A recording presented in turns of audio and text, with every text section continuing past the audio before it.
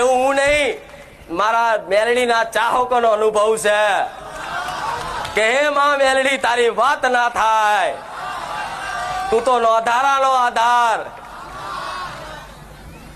આવો કદાચ વિશ્વાસ મેલડી પ્રત્યે, મેલડીના નામ પ્રત્યે આવ્યો હોય ને તો દીકરાઓ સમર્પણ કરી દેજો, શરણાગતિ આપી દેજો કે લે માં તારો છું, તું અંબાર.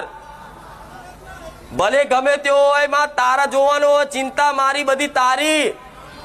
ભલે માં દુઃખ આવતા, ગમે તેટલા દુઃખ આવતા, પણ મને વિશ્વાસ છે કે મારી મેલડી મને તારી દેશે.